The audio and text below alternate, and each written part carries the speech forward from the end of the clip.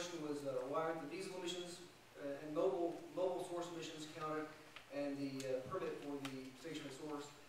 And that, my response would be because we were permitting on the stationary source part of this, not any secondary emissions that may be generated due to permitting of this facility. So that's just a regulatory statute. That's the way that the laws are set up. Okay. Thank you. Next question. Your stand, give your name. My name is Tom Hazy, and I'm just a concerned citizen. First, I'd like to know, how do I get a copy of the environmental impact study for this project? Because the things that the gentleman just spoke about would be in there. You know, I just have heard the items here. Like, there's so much more that hasn't been revealed that I feel the impact study would bring to light. Okay. And I'd like to get a copy of it. right. We didn't. The environmental impact study, if there is one, is not part of the air quality permit review process. We received the air quality permit application for the process itself, and if there's an impact study for whatever reason that is required by the PSC or whatnot, that's something that the facility would prepare and submit to the authorities. But we do not receive a copy of those environmental impact studies. Well, I'm asking, how can I get a copy of it? I'm going to let the folks from Wiregrass handle this, because this is a question that we would not see that application or that impact study. Well, as a concerned citizen, well, I would like to see it. was part of the application. Part of the application, I think it's available through EPD, the application itself, which would include the emission calculations and all that. In fact, there was a air quality impact evaluation done for toxic air pollutants from the facility that's part of that application. And that would be available through, right, presumably EPD. Right. I think this gentleman's talking about something completely different. You're talking about the environmental impact study that's associated with the Public Service Commission or with FERC. I think FERC requires that. Yeah. Right. I don't think that's... No, yeah. Because I think in order to...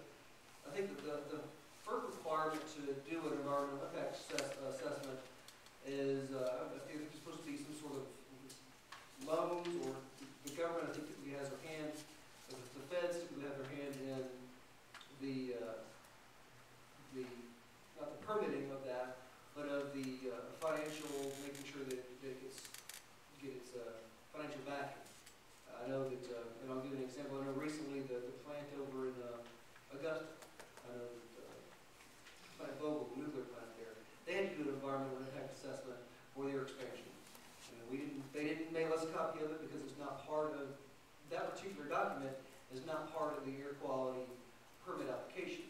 Now, as part of the air quality permit application, these guys and any other applicant submits calculations showing how much emissions are coming out, and also showed, given the height of that stack, what the concentrations of those emissions are going to be, at the property line, 200 feet beyond the property line, half a mile away, and that stuff's in the permit application. So if you're looking for that, we can get you a copy of that. I can email that to you. It's finally now on a PDF, but I can get you that. Okay. All right? And I have another question. Sure. Directed at you. You said there are, I believe, 7 or 8 other permits in Georgia. Are those online now, or just permits? Those are just permits. And I'll kind of go over those. We have, I think I said 6. I'm not real sure the exact number off the top of my head. We have, the only one right now that is currently open and operating is a facility called Multi-Trade Raven Gap. It's located way up in near Dillard, Georgia. It's way up at the top north, as far northeast as you can get. It was an existing facility, an existing wood-fired boiler that the new owners repurposed for the purpose of making electrical power for sale. That one is up and operating. I think it started January. The others, including Yellow Pine over in Clay County, the Greenway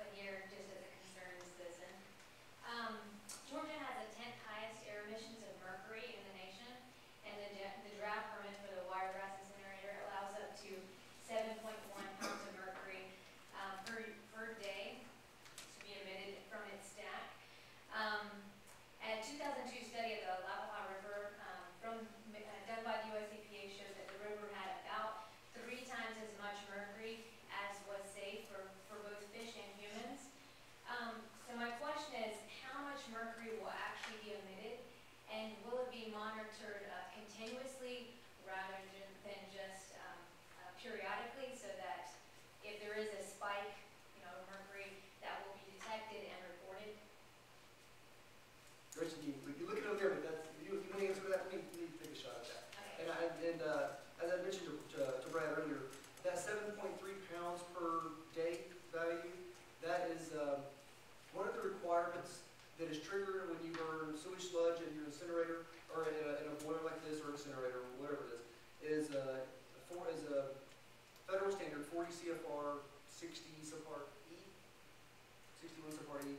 It's a standard that applies. It's an older standard, but it still applies in this particular case, and it's got a very lenient number, a number that significantly over represents the amount of emissions that would actually be coming from this plant. This plant's not going to be anywhere close to 7.3 pounds per day, and that was a concern that John and I had. People are going to see that 7.3 and be freaked out by it because it's such a high number.